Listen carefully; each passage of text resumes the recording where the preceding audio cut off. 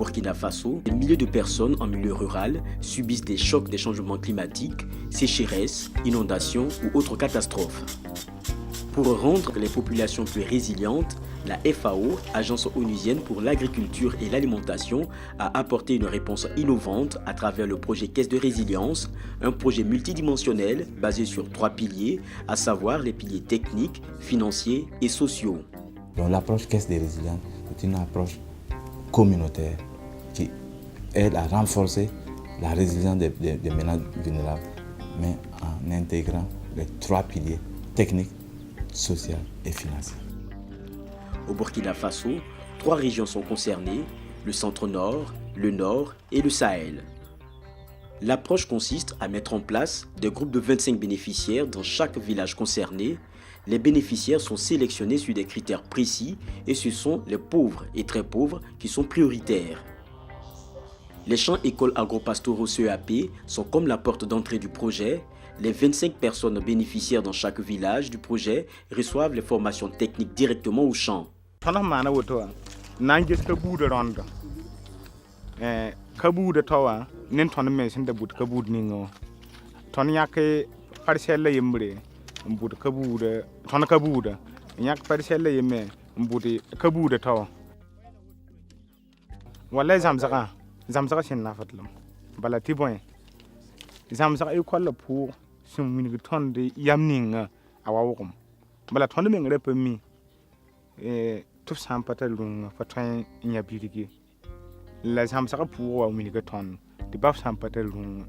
Après le pilier technique, vient le deuxième pilier du projet. Il s'agit du pilier financier. Après un premier appui en cash, remis main à main à chaque bénéficiaire pour passer la période de soudure, la FAO a organisé les membres des CAP en association villageoise d'épargne et de crédit avec. C'est une approche qui consiste à faire des cotisations hebdomadaires et les membres font des emprunts sur la base des cotisations.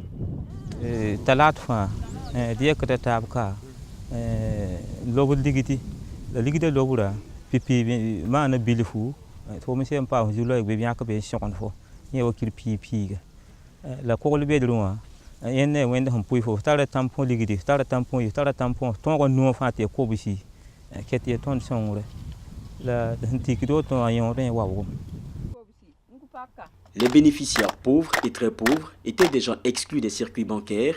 Ils ne pouvaient pas avoir un crédit ou un prêt.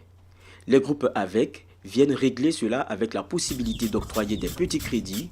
Ces crédits permettent de mener des activités génératrices de revenus.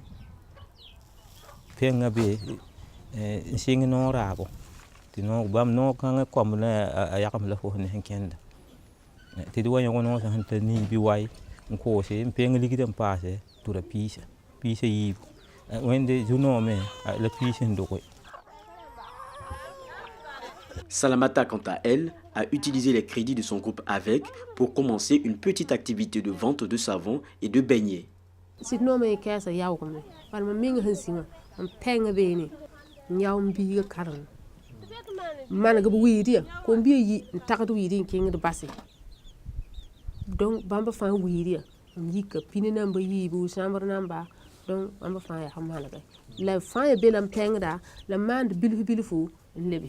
Avec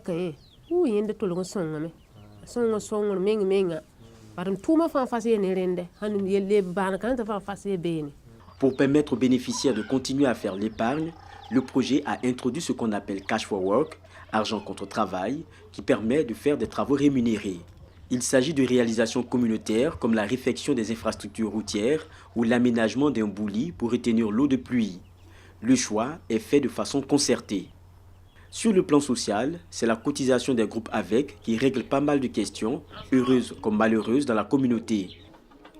Le projet a également organisé des animations sur la nutrition, les actes d'état civil et d'autres thèmes importants qui ont renforcé la cohésion sociale dans les villages bénéficiaires. À travers, en tout cas, ce que les producteurs, les bénéficiaires ressortent, on sent que, en tout cas, ils ont appris quelque chose. Ils vont passer de la théorie à la pratique.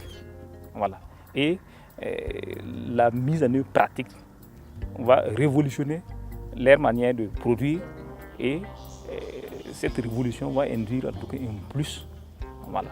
Ils auront plus à manger, ils auront peut-être un revenu additionnel qui va les permettre de gérer d'autres cas, des cas de santé, des cas de scolarité, et ainsi de suite. Avec ce premier cycle que certaines caisses de résilience viennent de finir, où ils ont fait le partage des fonds mobilisés au cours du cycle, l'engouement qu'ils ont manifesté, la satisfaction, les témoignages qu'ils ont exprimés montrent effectivement que les objectifs du projet sont en train d'être atteints. La phase pilote du projet Caisse de résilience a touché plus de 5000 familles, soit plus de 25 000 personnes vulnérables au Burkina Faso et au Mali. Comme Salamata, la vendeuse de beignets, les bénéficiaires du projet Caisse de résilience ont désormais une nouvelle perspective et ont confiance en l'avenir. Avec des moyens simples comme l'épargne communautaire et des pratiques agricoles adaptées, il est possible d'instaurer des changements radicaux et être mieux préparé aux changements climatiques et autres chocs futurs.